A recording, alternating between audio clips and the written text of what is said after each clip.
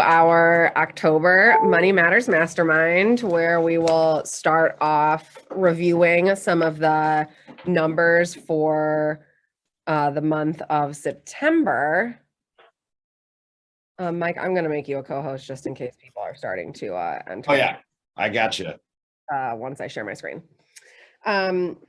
So like I said, if you have not been on one of these calls before, we start off reviewing the financial numbers and metrics from the prior month and talk about some of the ways that we're seeing some indicators inside the market and our business from our own data. And then after that, each segment, sometimes we have special guests on, other times it is Mike or I going over something specific to your business and things that we can offer to help on those. So without further ado, I'm going to share my screen.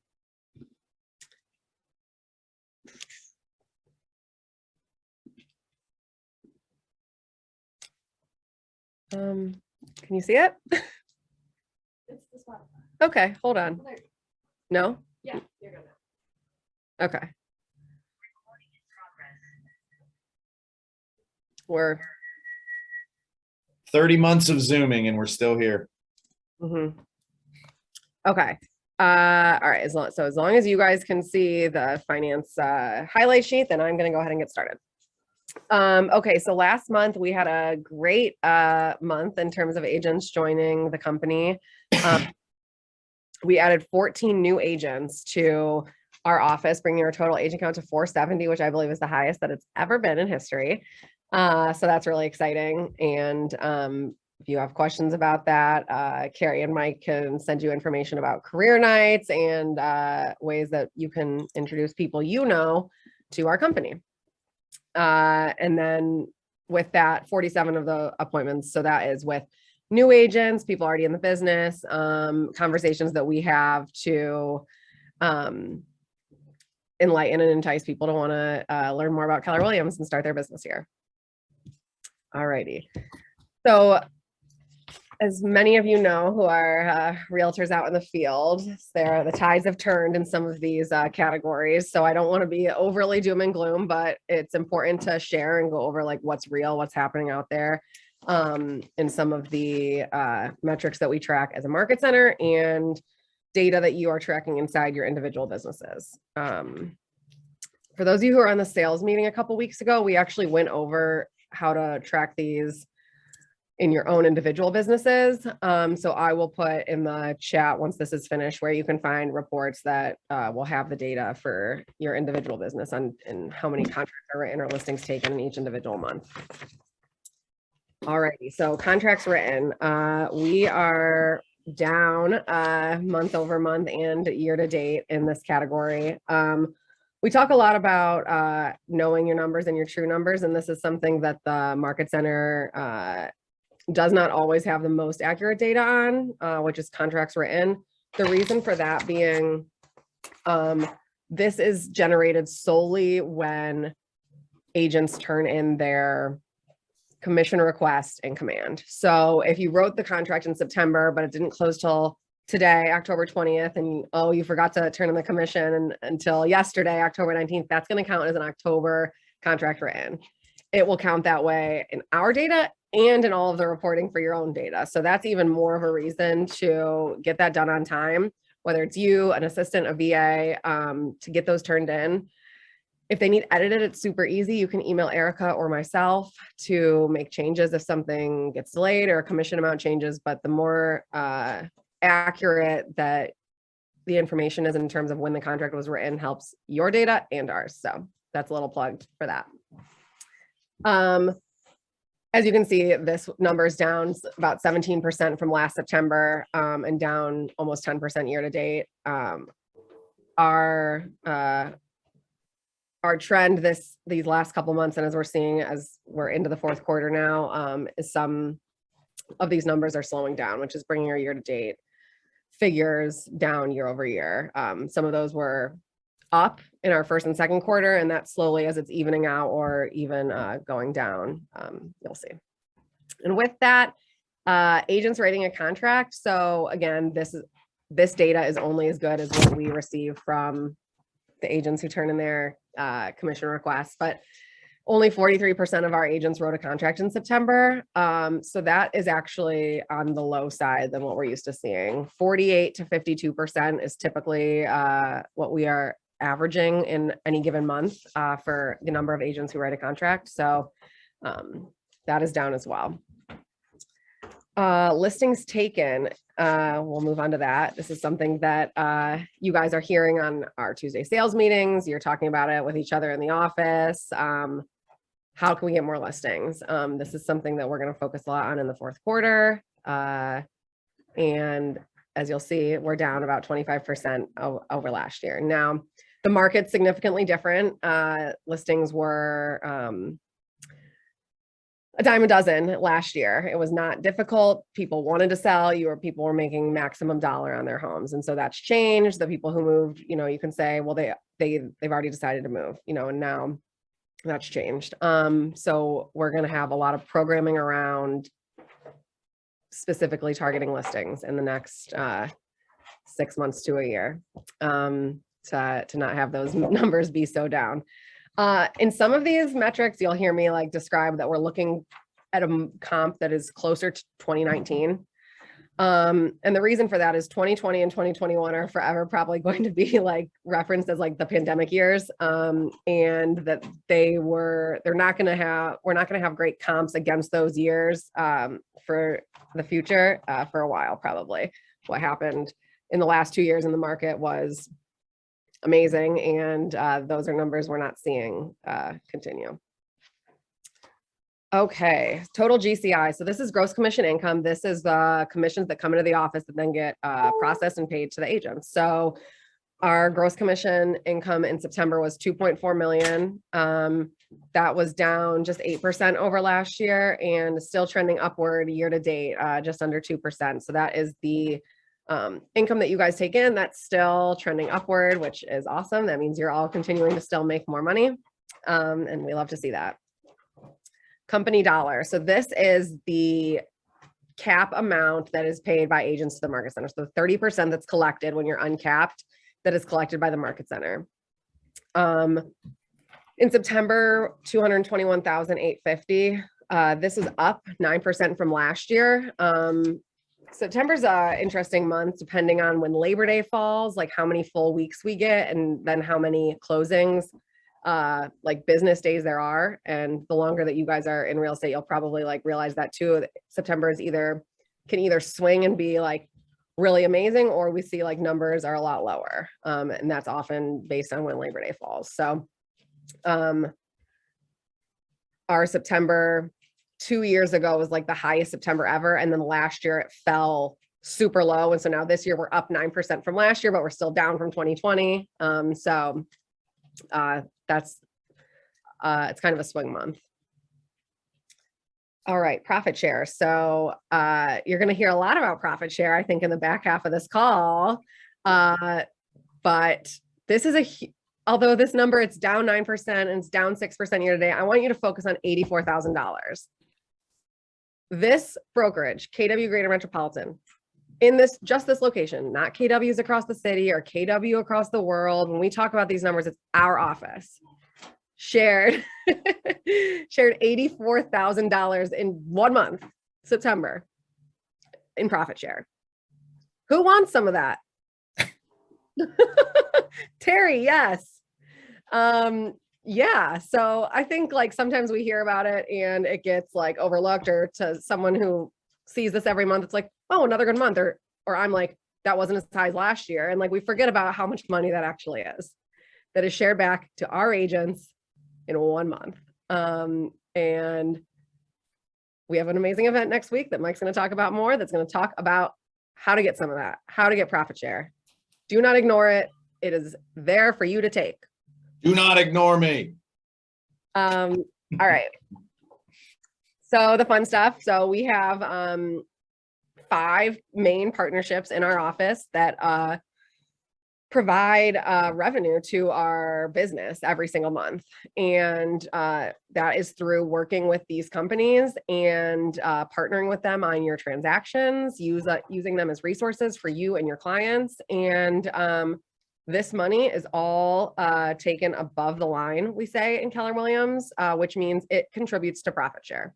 So this is not something that the owners of the Keller Williams franchise just like made a deal with Cross Country Mortgage so they get to keep $8,500 a month. No, this goes to the entire office. So therefore it helps us bring in better teachers, content, keep our space in great shape when it's not flooding. Shout out Mike Arco, who was on the call, who I think helped save the office last week. So we're super thankful for these partners. We want them to be great resources for you. And so our title company, GM Title, they share their profits quarterly with the office. So we then break that down and share it monthly. This is the third and final month of the sharing the Q2 profit. So that's the $20,569. Starting in October for the next 3 months, we'll be spreading the Q3 profit from them. America's Preferred Home Warranties, I realize that's a double, APHW warranties. What this is we do have a partnership with America's Preferred Home Warranty where we have a baseline quarterly amount that they provide to us in our business partnership. And the rest of that comes from our agents selling warranties. So when we tell you that sheet is required, it's required that your clients either sign that they're buying a warranty or that they are waiving and declining the warranty. When they buy the warranty, America's Preferred Home Warranty will then send $100 to the office, and we split that in half directly with the agent who sold the warranty. So you get $50 and the office keeps $50. If you forget to do the form, you get reminders from Kate, who sits at the front desk in Pepper Pike, reminding you, hey, turn it in, turn it in, turn it in, because we don't want that to not go to you. So I think $50 doesn't sound like a lot sometimes. And it's like, oh, I forgot to turn in the form. It's not a big deal. And then think to yourself, I sold 10 warranties last year. That adds up really fast. So don't discount turning those forms in and getting the $50. It, one time it might feel like easy to forget, but that's important. And they are a really great resource to us as an office, but also to your clients. So they just introduced a new warranty that covers all like in-home tech with so many people working from home. So if you ever have questions about that, Gina Legeza is our representative, but Carrie, Mike, myself, we can get you into contact with those people.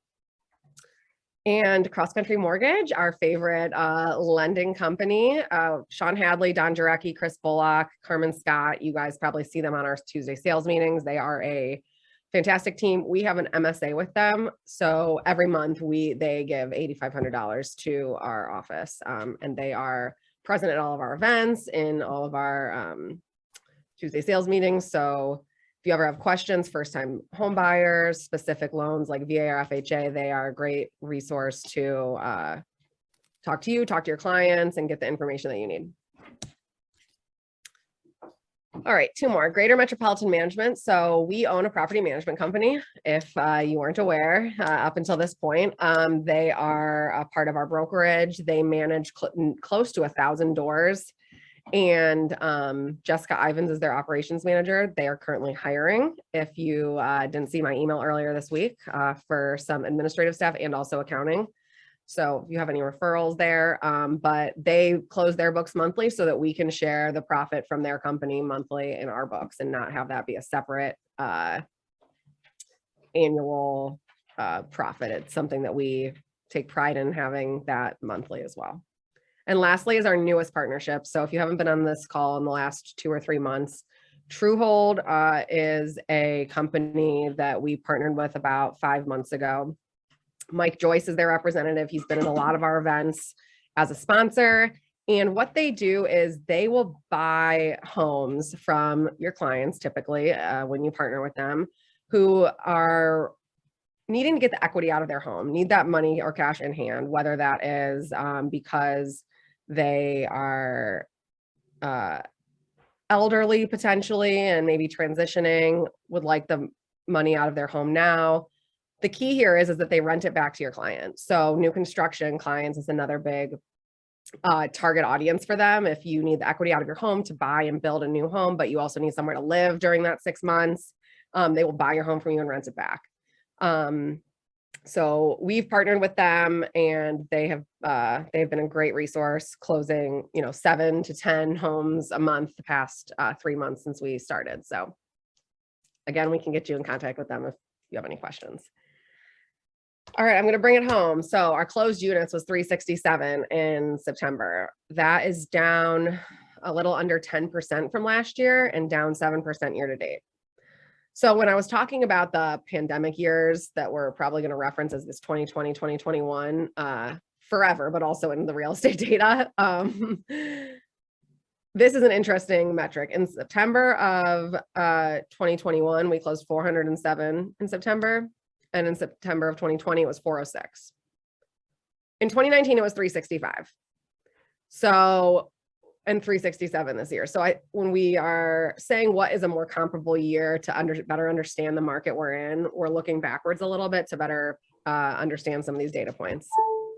Closed volume of those 367 was just under 90 million. That's only down 4%. We're still trending up 1% year to date. That will probably flatten out and go down a little in the fourth quarter, but the pricing of homes through the first 6 months to 8 months of the year was still really high. And with that, our average sales price was $244 in September. $247 is our current year to date number. That's still the highest ever. It's still up 9%. So I say this every month, but if you don't have an average sales price, if you're not sure what to say to people when you're going to list their house, or you're putting together marketing material, but maybe you've only sold 2 homes and you're not, that's not a good stat yet. This is the office's average sales price number. You can absolutely incorporate this into your listing presentations, your marketing pieces, and say, like, I work for, the brokerage I work for, our average sales price is $247. So that's it. I'm going to just stop share here and open it up if anyone has thoughts, questions, comments, wants more info on any of the specific data points. Yeah, I want to jump in on something, because I think you nailed a point that everybody who's on this call is going to be at the KW Effect next week with Aaron Kaufman. You're all going to get tickets. We're going to talk about that. But I just left the meeting with Sean Hadley, who is our cross-country mortgage partner, and he and I were talking about the market, right? It's what we always talk about. But what I want everybody on this call to understand, and you're going to hear me talk about this a lot, is this fourth quarter is going to be down 30% in unit sales in our MLS. Now, what no one's going to tell you is contextually that number is not that alarming. We are going to see down 30% unit sales in a difficult winter from a weather standpoint, in a difficult winter from an economic standpoint, in a difficult winter from a interest rate standpoint. The reason that number is so exaggerated is because it's up against one of the best fourth quarters in the history of real estate. Actually, the second best fourth quarter in the history of real estate. So that dramatic divide makes the number seem worse than what it is. We're going to finish the year right around where we were in 2019. Here's the main difference. Our average sales price is 20% higher than it was in 2019.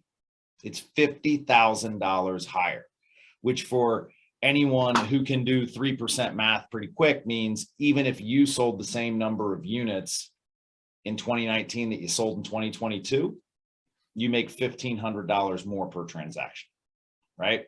And so the opportunity that exists in Northeast Ohio is going to be greater than it is almost anywhere else in the United States for the remainder of this decade. The next 100 days are going to be challenging because there's going to be a narrative, and there's going to from the media and from anybody who thinks they know anything about real estate, And then there's going to be a narrative from interest rates, right? Your buyers are going to feel some kind of way about what's happening there, as will your sellers. What I want you to know is that if you knuckle down and buckle down for the next 100 days, you're going to have business that's going to carry you through the first quarter of 2023, which, you know, just a heads up, will be a challenging quarter. By the time we get to April 1st, the world will look very different. And there will be more opportunities than what we expect. And we will probably have a flattish to slightly down year in total sales, but the number of individuals that will be available to help others buy, sell, or invest in real estate will be reduced. And so you will have more opportunities as a realtor in April of 2023 than you did in April of 2022, despite the markets being dramatically different. So everything that we're doing is not just to get the next deal. It is to build a business, right? Our mission is careers worth having, businesses worth owning, and lives worth living. That second one, businesses worth owning, requires us to take a longer term perspective and understand where we're going.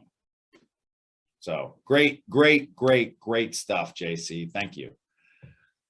Thank you for that. Now I'm going to share my screen because we're going to talk about something that our organization does that is unique and also fulfills our mission.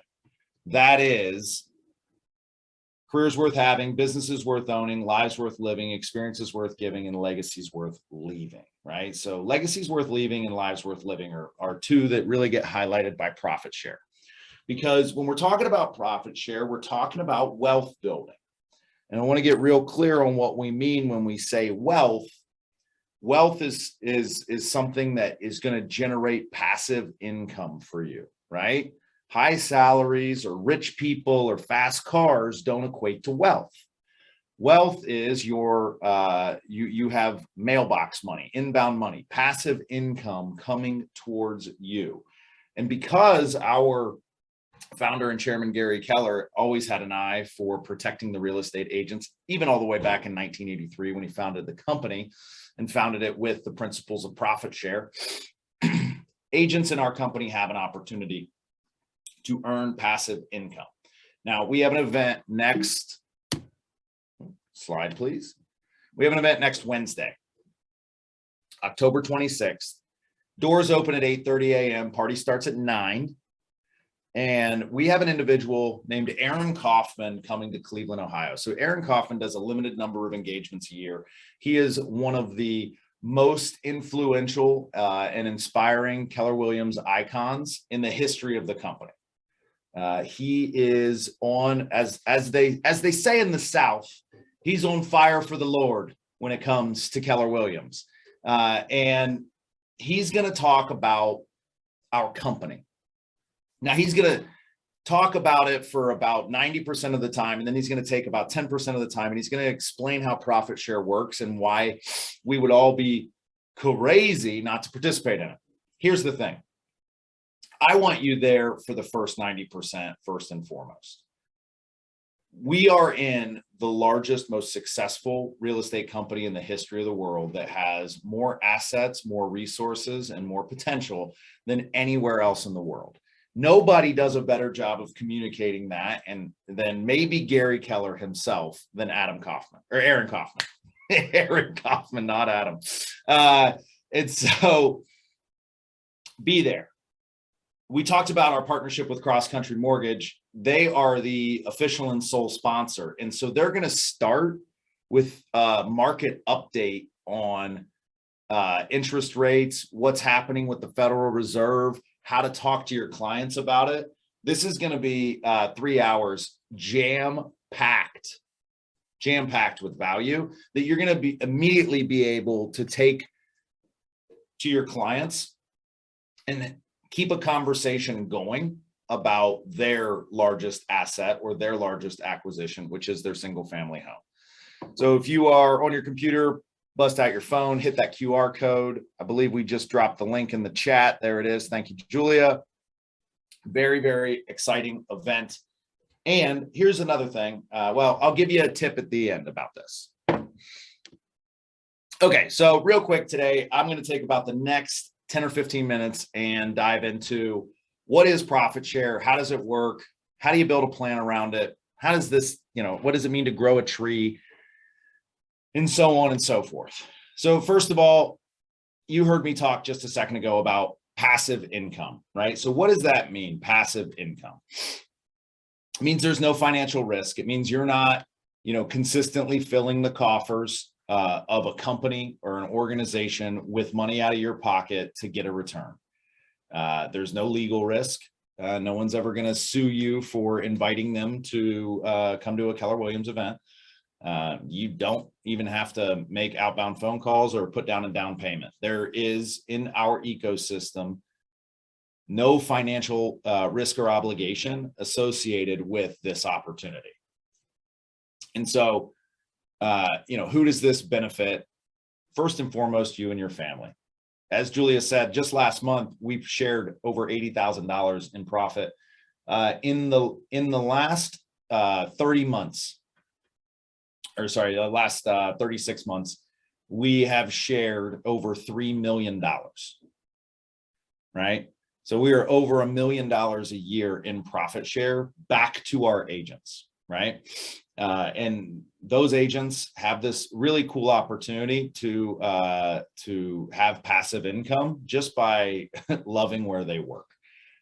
Our total company benefits, because we get into relationship with more great people. Everyone on this call was invited to this organization, or invited to check out this organization, or came to this organization because they knew another person in our company. And what's really exciting about that is it keeps culture at the center of what we do. And then you're in the second most profitable market center in the entire world with Keller Williams Greater Metropolitan. And so when you say that it benefits all of KW, we're a standard bearer for this model. We're a standard bearer for culture, and we're a standard bearer throughout the organization for getting our agents engaged in a conversation around wealth. So next question, what will you do with profit share, right? So the average agent that earned profit share in 2021, there were 185 agents who earned profit share in 2021. And I think the average was about $6,500 per agent on average. Now, some people earn $50 and some people earned 100,000. So there's a range, which is why we always say, get your unfair share, right? Get your unfair share. First of all, less than a third of our agents are actually participating in profit share. And then of that, there are agents who are really engaged in profit share and have made a point to bring who they feel are the best, brightest, and most values aligned people into our organization, or invite them to our events or anything, and then earn a big portion of profit share.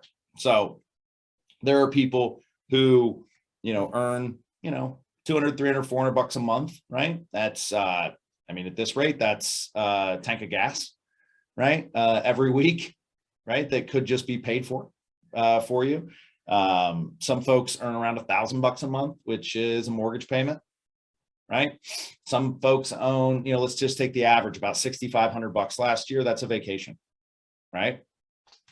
For all you're doing is building a successful real estate business, being attractive to other people in your life, and letting them know that there's opportunities at our company for everyone. So as we have this conversation about profit share, just like we did at the business planning clinic, fix in your mind what you're going to do with the income that you would not have to work for, right? Because if, I'll explain this in a minute. So everyone in our company is in the profit share system. Everybody who joined this company named a person as their sponsor, right? They said, this is the person that introduced me to Keller Williams. This is how I got to this is how I found my way to sitting down across from Mike Rapaski. And this is who is responsible for me ultimately, finding my way here, right? And then for you, some people join this company and name you, right? Or will eventually. And so that's how profit share grows and is paid out across 7 levels. So someone joins the market center. This is how it works. Someone joins the market center and they say, Terry German is Terry German told me to come to the career night. So I came, and now I'm a licensed realtor and I'm joining Keller Williams.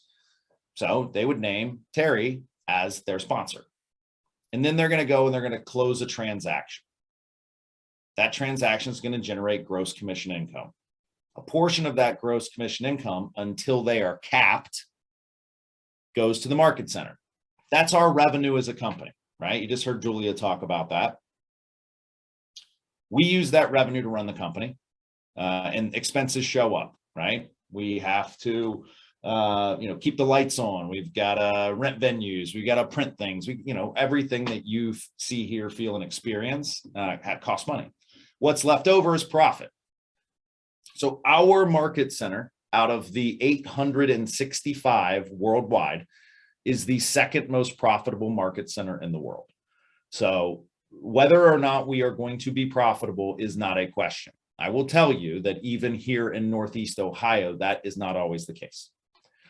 So not only are we guaranteed to be profitable, we are very profitable. And whatever portion, about 40 cents out of every dollar that an agent contributes in company dollar makes it back to the agents in profit share, right? So our operating margin is massive, right? Nearly a little bit over 80%. And we take half of that and give it back to the agents every year. And it gets automatically deposited in your bank account on the 21st of each month. And you can actually pop onto the Command app if you have that downloaded and set up on your phone. And tomorrow, if you are in profit share, you can see whether or not you got a profit share check, because it'll just show up your last profit share check. And then it'll be in your bank account and you can go spend it. But that's very simply how it works. And I want you to know, it's not complex, right? Every business runs the same way. You bring in revenue, you have expenses, what's left over is profit. Every company in the world, even not-for-profit companies, run that way. What's different about ours is after we get to that profit number, we cut it in half and share it back with the agents who helped us grow the company. I'm going to leave this piece for part of Aaron's conversation next week. I'm going to give you a quick rundown of how the profit share works. So when you join, you name a sponsor, right? Your sponsor had a sponsor. Everybody's got to name somebody, right? And so this is how, if Terry, who did you, it was Shoshana that you named? Yeah. So Terry, had a relationship with Shoshana Socher. And so she named her when she came in. Well, when somebody joins and they're like, oh my God, yeah, Terry was my realtor and she was just amazing. And she got me inspired about this. And then she told me how great Keller Williams was. So I showed up, right? So she's going to name Terry. So Terry's that individual sponsor and Shoshana is the sponsor. And that's how we get to this multiple levels of profit share, right?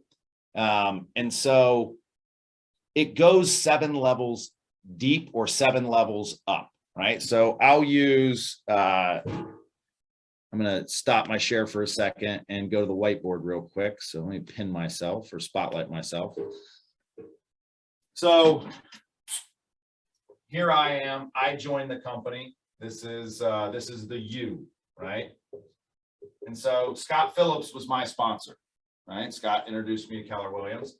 Jake Lozier was Scott's sponsor. Steve Toth was Jake's sponsor. And then was Jill Steve's sponsor? No. Goes to Nancy. It's Nancy Emmerman, yeah. So then Nancy Emmerman was Steve Toth's sponsor. Marty Emmerman was Nancy's sponsor. Jill Katzenberg was Marty's. And then Sammy Madison? Morgan. Sammy Morgan was Jill Katzenberg's sponsor. So Sammy Morgan lives in San Diego, California, and has only been to Cleveland like 3 times probably. Yeah. I've never, what's that? Yeah, I don't know. I've never met her. Couldn't pick her out of a lineup, right? But every time I close a transaction, Sammy benefits through profit share. Now that's really cool. Now, here's another really powerful thing about profit share. At some point, we are all going to march into the great beyond, but you can vest in profit share such that when Sammy's no longer with us, her position in the profit share tree is willable one time.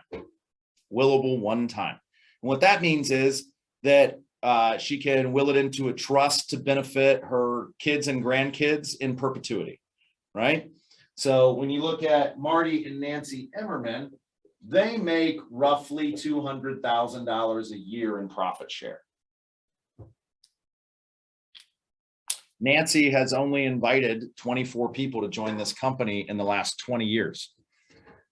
But it's because of the levels of this program that it built out very wide and very deep over the course of 20 years. So Nancy and Marty have the opportunity to give the gift of passive income to themselves, but also to their children or grandchildren. Now, how many people are familiar with like the stock market and drawdowns? And, you know, if I have an investment fund, it's going to pay me about 4%, right, a year from a retirement fund. Are we all loosely familiar with that concept? Can I get a head nod? Yeah. Okay, great. So Terry, if you took $200,000 of annual income and you divided it by 0.04, which is the 4%, right? How much would I have to have invested to earn 4% to earn $200,000 a year at a 4% rate? It's $5 million, right? It's $5 million. So with no investment financially, with no need to maintain it, with nothing to do, Marty Emmerman and Nancy Emmerman have a $5 million asset in profit share, right? And I'm going to be real clear. You're not going to wake up tomorrow and have this done by 2024, right? This is if we think about this from a very culturally aligned perspective, what did I say? Go build a great real estate business, be attractive, and invite people to experience our company, right? So that's what this looks like. Just build a relationship. How do you build a relationship? Well, you might do a deal with someone. You might know somebody from a past life. I want to be real clear that there's an economic recession afoot, and you have people in your life that are extremely high talent that are going to find themselves or underemployed. The opportunities afforded to people inside of a career in real estate are broad and deep. And so you may know somebody who is met with an unfortunate employment issue, and you could help them find their way to real estate, right? Just by inviting them to a career night, having them jump on the Zoom link to a sales meeting, setting up a meeting with me, right? And I always encourage people, build strong relationships and then just refer. I don't want to stress anybody. Your job as a real estate agent is not to recruit people. Your job is to help your clients buy, sell, and invest in real estate. When you come across top talent, go ahead and refer them to me. Build a relationship with them and then refer them to me. And we just hit some of the places where you could find people to grow. It's a conversation like any other, right? Start the conversation, set up a meeting, look for opportunities to help. Where's that? Yeah. Looking for opportunities to help is very much strikes at the core of our culture, which one of the elements of, and it shows up in a bold law, is come from contribution, right? Now, everybody on this Zoom call, if you didn't get a call from EXP agent in the last 12 hours, you'll probably get one in the next 12 hours. And that's fine. And what they want to do is they want to have a conversation with you about moving your license to EXP, right?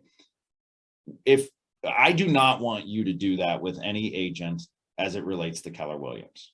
That's not who we are. That's not what we do. That's not our culture. What I want you to do is genuinely care about the people that are in your world, your co-brokes, your clients, your friends and family, and come from contribution. Help get a sense of what they're hoping to accomplish. Get a sense of what help they need, and then go into the toolbox that is our company and see if you can find a way to help them. That's all I do for a living. And if you're helping enough people, good things will happen. That's what I believe. If you help enough people get what they want, you can have whatever you want. And that's the goal and the mission of Profit Share. So I'm going to consider that an effectively teaser. We're going to drop the link back in the chat for tickets to Aaron Kaufman. I see that somebody wanted to know who the most profitable market center in the world was. Thank you, Carrie. It's Heritage in San Antonio. I will tell you that they have 1,200 agents. So they have about almost 3 times as many agents as us, and they're only about $10,000 a month more profitable. So you know, their CEO is a guy named Jack Hawthorne. He's a fantastic guy, and he is very aware that there's a target on his back and that we're coming for him. So thank you guys for being here today. Look forward to seeing you on Wednesday. Really excited to have everybody involved with this conversation. It's one that we're going to have a lot more, and it's one that's we're going to expand on from a wealth building standpoint. I know we have investors, developers, flippers. We want to roll all of that up. We have some stock market people in this company. We want to make sure that we are doing everything we can to help you build your wealth. John, real quick on your question, if an agent moves to another company and then another agent convinces them to come back to KW, how does Profit Share work? So if they are gone, if they are not vested in the company, which you vest 7 years in a day, then they have to be gone from our organization for 9 months. So if somebody joined KW, they were here for 6 months, they left, and they come back 2 years later, they name a new sponsor. Yep. Also, if they left and they were only gone for 3 months and they come back, they can't name a new sponsor because the 9 months has to have passed. Mm-hmm. I'll follow up with you on who you're thinking about, John. Guys, thank you so much. Have a wonderful day. I got to skedaddle, but we will see. Get your tickets. Get your tickets and see you Saturday for the trunk or treat. It's going to be a ball.